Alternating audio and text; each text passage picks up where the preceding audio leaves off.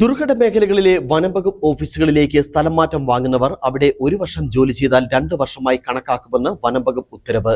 വനത്തിനുള്ളിലും വനത്തോട് ചേർന്നുള്ള മേഖലകളിലെ ഓഫീസുകളിലും ജോലി ചെയ്യാൻ ഉദ്യോഗസ്ഥർക്ക് താൽപര്യം കുറഞ്ഞതാണ് തീരുമാനത്തിന് കാരണം.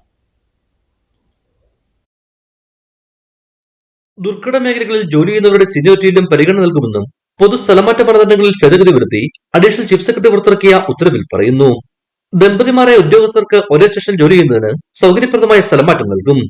ദുർഘട പ്രദേശങ്ങളെ ഓഫീസുകൾക്കിട്ട് നിശ്ചയിക്കുന്നത് അഡീഷണൽ പ്രിൻസിപ്പൽ ചീഫ് ഫോറസ്റ്റ് കൺസർവേറ്ററാണ്. അച്ചടക്ക നടപടി നേരിട്ട് ദുർഘട പ്രദേശങ്ങളെ ഓഫീസുകളിലേക്ക് മാറ്റപ്പെട്ടവർക്ക് ആനുകൂല്യം ലഭിക്കില്ല. മറയൂർ ഡിവിഷനിലും തെന്മൽ ഡിവിഷനിലെ കടമ്പൻപാറ ഫോറസ്റ്റ് സ്റ്റേഷനുകളിലും ജോലി ചെയ്യുന്ന സെക്ഷൻ ഫോറസ്റ്റ് ഓഫീസർമാർക്കും ബീറ്റ് ഫോറസ്റ്റ് ഓഫീസർമാർക്കും മറ്റു ജീവനക്കാർക്കും 1 വർഷം സേവനം പൂർത്തിയാക്കിയാൽ 3 വർഷമെന്ന് കണക്കാക്കി സ്ഥലമാറ്റം നൽകുന്ന രീതിയുണ്ട്. ഇത് മാതൃകയാക്കിയാണ് മറ്റ് ദുർഘട മേഖലകളിൽ 1 വർഷത്തെ ജോലി 2 വർഷമായി കണക്കാക്കുന്ന രീതി ആരംഭിച്ചത്. ഇടുക്കി വിഷൻ, കുമളി.